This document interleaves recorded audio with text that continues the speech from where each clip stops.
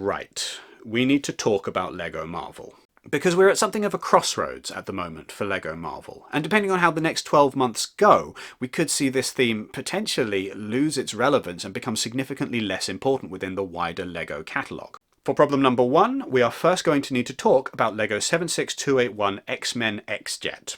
By all accounts, this is a fairly decent little set. It's meant to tie in with X-Men 97, the revival of the 90s cartoon that's coming to Disney+, and so it comes with X-Men 97 style Magneto, and Rogue and Cyclops and Wolverine. In total, this set is made up of 359 pieces, and here's the kicker, costs £74.99 in the United Kingdom. For those who are wondering, that's $84.99 in the US and €84.99 in Europe. This is, to put things bluntly, daylight robbery. This is a lot of money to spend on any LEGO set, and the fact that this set only contains 359 elements does feel like a bit of a jip.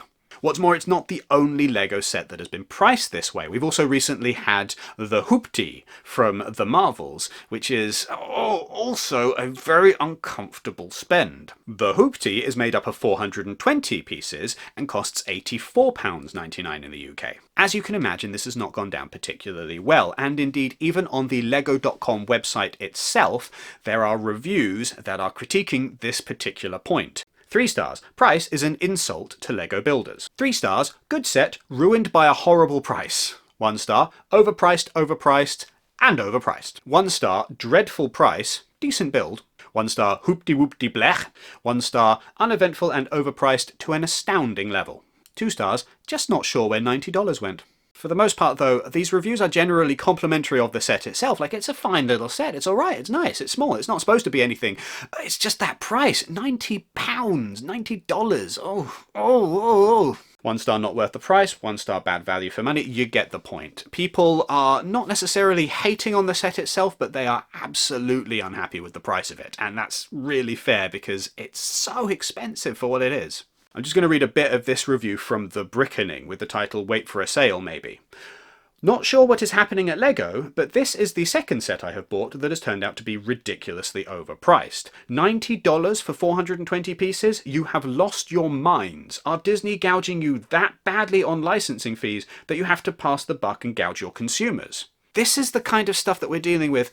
People are not happy for a reason, and that reason is there is only so far that our wallets can stretch, especially at this particular moment in time where everything is very expensive. And to go maybe this far above the level of everything else, to try and ask for this much money for such a small, simple set, just because it's got the Marvel branding, does feel a bit tone deaf. And as the Brickening's review mentioned, it's not like the Hoopty was the first overpriced set either. There was Black Panther War on the Water, which is just somehow like £75 for 500 and so pieces. It's just unreal. And what even is it? Like just a big black triangle.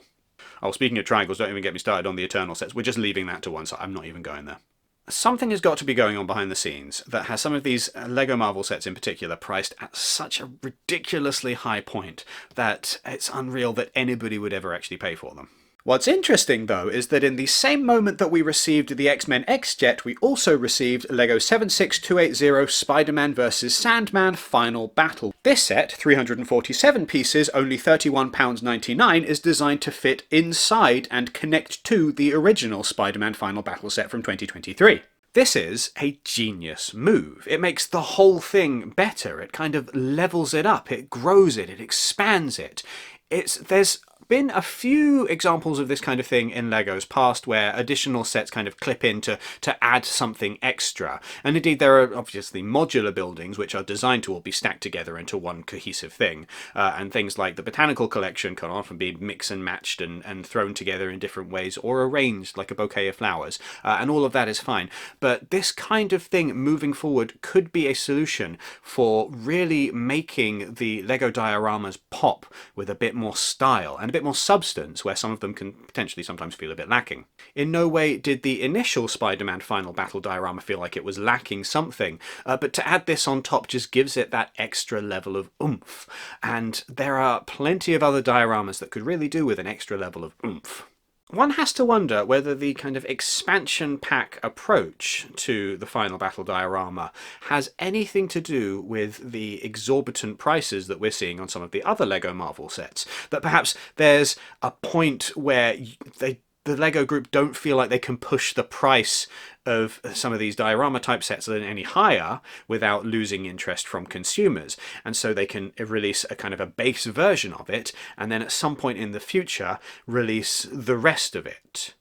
And there's two different approaches there to designing LEGO sets, because if we feel like it's something nice and then there's an extra level added on top if you want it, then that's great. But if we do get to the point where we feel like unfinished or undeveloped LEGO sets are being released and then fixed afterwards with an additional chunk of extra money, then there is something there that would feel a bit icky. It's all about intent. Presumably the LEGO Superheroes team designed the initial diorama and put it out there and saw the feedback that they received and just enjoyed it generally, and felt like they could add a little extra on top of it, rather than doing it the other way around, which is thinking, oh, we can hold off Sandman or we can hold off the Lizard for a second update to the set in the future. As long as that's the way around that these things are approached, then it's absolutely fine. The problem will become if ever the LEGO group starts releasing half a set and then expecting you to pay for the other half of a set later on, which doesn't feel as good.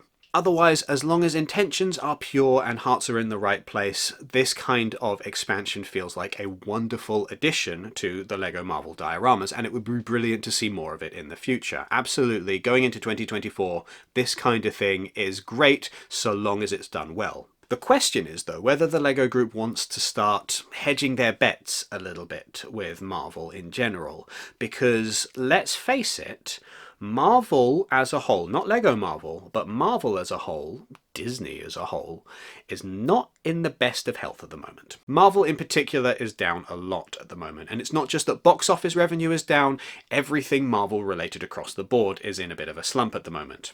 It's a moment where a lot of content creators are wondering whether they need to keep doing their Marvel podcast or whatever, or whether they need to branch out and find something different. And it feels like the entire film industry is in something of a shift as they try and figure out whatever's next, with a lot of people abandoning the sinking ship that is Marvel.